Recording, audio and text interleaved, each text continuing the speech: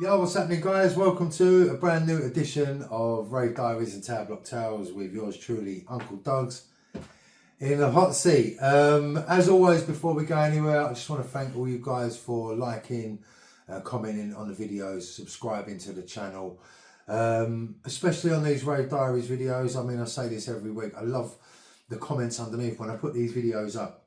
So many of you guys have been to the rave or been to the record shop or had the magazine or had your own version of the story, and you're adding the comments, and then other people are joining in, and you know, you're talking between yourselves. I'm replying where I see things, and proper. I love it, honestly. Really happy with how all this channel's going, because I just wanted to tell stories and show you some stuff.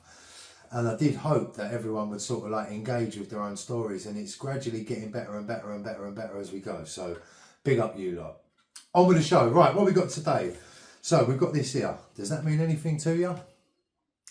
Anyone who knows would know, yeah? This is my Innersense at the Lazerdrome membership. All right, 267 Rye Lane, Peckham. Before we go anywhere, I've got to big up Sonia, Lazerdrome. I've got to shout Ange as well, because she'll have a go at me as well. But big up all the Lazerdrome crew back in the day, South London. So, my memories of the Lazerdrome. I remember them talking about it on Call FM quite a lot. It was always something. I think Call actually did some nights there, if I remember correctly. But I used to hear them talking about it, bigging it up quite a lot before I went there. The first time I ever went to Lazerdrome was on my 18th birthday, January 1993. I like to say it was the 27th, but I don't think it was actually on my birthday. But whatever the closest Saturday was to the 27th of January 1993, that was when I went to the Lazerdrome for the first time. I remember having snowballs or China Whites, whatever they were called, you know, them ones, and absolutely knocked me for six. Was told by my guy, just take half for a laugh, you know what I mean? Obviously it was my 18th birthday and I did a whole thing, and absolutely blew the top of my head off. But anyway, that's not important in this story. It's just a nice little offshoot for you. So my 18th birthday was spent at Innersense at the Lazerdrome. I knew it was like an old, you know, when they had the Laser Quest, maybe they actually used it for that still in the week, I can't remember now, but I knew that it was used as one of them kind of laser tag sort of places.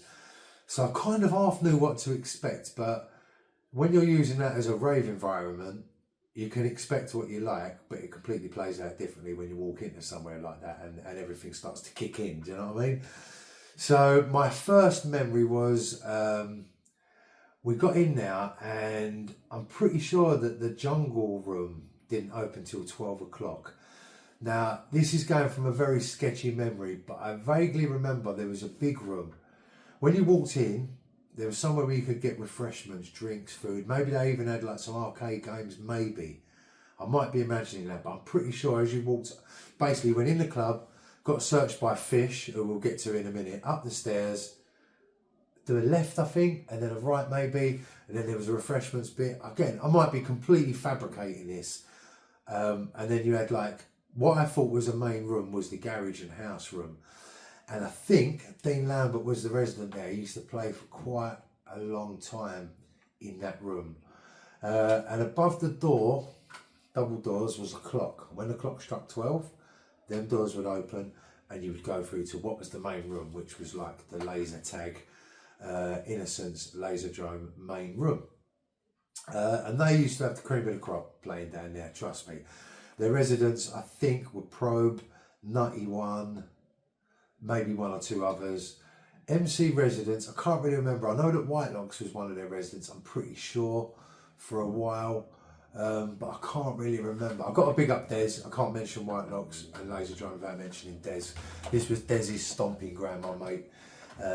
This is his like spot, so if I don't mention him, he'll never talk to me again. But yeah, so they had the cream of the crop playing in there. But I'll go back to the security on the door first before we talk about the actual event going on inside. There was a guy called Fish on the door there, Mr. Fish, and I just knew of him. I didn't know him then. I never met him through the scene, and I don't know him now. But what I do remember about Fish was that he was a huge character, for one. When you walked up to the door, you'd hear the rumours of this guy called Fish, and there was no like, what one of the door staff is Fish. That's Fish, yeah. He was a huge character, but also he was a man not to be played with, and everyone pretty much knew that. So Lazerdrome being in Peckham, early 90s, through that jungle era, that was quite a hostile place. So it needed a door team that could handle the environment, and Fish and his team, they could handle that. I'm assuming that to be quite hands-on at the time. They had quite a reputation for being a team not to muck about with, even for people like me that weren't really into that whole darker gangster side of the scene. I didn't really know a great deal about any of that side of it back then, but I knew who he was, and I knew when he went to Lazerdrome he didn't muck about with the door team, because they will take you out the back and they will deal with you accordingly in the way that they see fit. So I knew that, so the local bad boys knew that as well. And don't get me wrong, it was pretty, I don't want to say hostile, that's the wrong word, but it wasn't for the faint-hearted, Lazerdrome. Let me tell you, I only went there probably 4 times, I think, maybe 5 times in my life. But it was one of them places you couldn't be soft, mate. You had to have your wits about you. You had to know what was going on around you. Like, I never got any ag. I never saw any ag. But I know that just by default, the area, you know, it had that clientele in there. And if you was caught slipping, you would probably get caught slipping. I don't want to go into that because this story's not about that, and I didn't witness it. But I know it went on like it did everywhere else. And yeah, but Fish and the team, mate, they didn't muck about. Let me tell you that, they did not muck about. So the first night I went there, like I said, I walked into this thing, and it was just like corridors and little coves and little places where you can hide, and bits of it looked out over onto what was the main stage below. When you went up the top and you was in these little bits, you could see the stage, and it was just it was like a little maze in there. It was real mad, but obviously there was a lot of dark little nooks and crannies, which meant like people doing the bits and the bobs and all of that were kind of hid out the way. So it was a great place, I'm not going to lie. I always gravitated towards that type of club and environment and scene, you know, whether it was following the hardcore into jungle, and then from jungle into garage, and garage into grime. Even though I like to be peace, love and unity, I always loved that element of danger, that element of like atmosphere you can cut with a knife, you know what I mean? Because when that's right, it's the best atmosphere, like that electricity that creates. And Innersense had that in abundance. Lazerdrome had that in abundance. Yeah, so the first time I went, 1993, wicked night, wicked. I remember bits of it. I remember I had Dirty Games for the first time that night, Studio 2, on my 18th birthday, snowballing or China whiting or whatever you call them.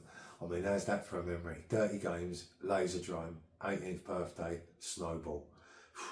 You can't even top their memories, I swear, even though I can't remember them. But like I said, I did go down there on a few occasions, and another occasion when I went down there, a crowd of us went, and one of my friends, he liked to really indulge more than we did, and it showed in his demeanour without going into it too much.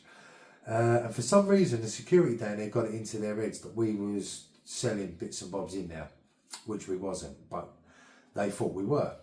My mate was just playing up, you know what I mean? And I suppose they took one look at whatever it was that he was doing and thought, these lot are up to no good.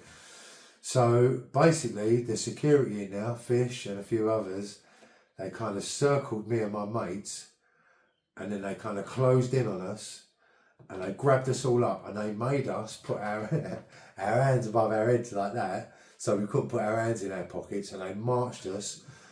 I'm pretty sure it was to the right of the stage. There was a door there, I think. They took us out that door there into this like back bit, like a kind of corridor thing. And like I was the youngest, like my mates was all older than me, and the guy that they pulled was the oldest out of all of us. And he's just stumbling, and he can't even talk properly, do you know what I mean? So twisted. And I remember talking to the guy saying, look, I don't know what you think we're up to, but whatever it is, we're not. We're just down here, blah, blah, blah, and this, that and the other. And kind of had a bit of dialogue with the security backwards and forwards. And I think they probably realised, nah, these are not up to no good. And it looks like something it's not. And they let us back in the club again with no ag. But I even remember thinking back then, because I knew this was a door team, that could have gone south pretty flipping easily if we'd have got that wrong, like getting a bit lemon or trying to sort of buoy them off a little bit, or trying to hide stuff, because we had stuff on us, you know what I mean.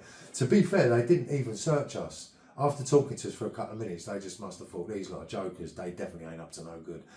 But we had bits and pieces on us, so fair play to them. But like their reputation definitely preceded them, hence why I and my mates that could talk without going with jaws over here got us out of that. And I think that was the last time we actually went down there. But yeah, it was an amazing place. They had literally the cream of the crop pass through there. Everyone who was a someone played at Lazerdrome through that era. And like I said, pretty much I remember maybe doing Cool School, or the Innersense Lazerdrome awards were hosted by Cool. I just remember Cool FM being involved. That was why I ended up down there. But AWOL had its fair share of supporters, weekly worshippers, and of course dub plates that were broken now. And quite rightly, it has its place in history. But I do feel that Lazerdrome doesn't get its just desserts when people talk about important clubs over the years. It gets a mention here and there, but it never gets looked at like a Four Aces Labyrinth or a AWOL at the Paradise. And I believe that probably, just as much big tunes were broke down there, just as much big DJs passed through there, and probably more so to a lot of the South London lot.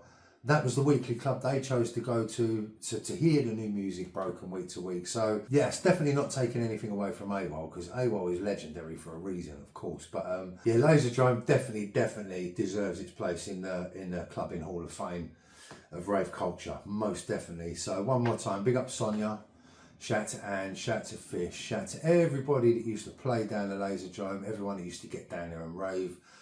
267 Rye Lane, Peckham. SE15 071 732 5047.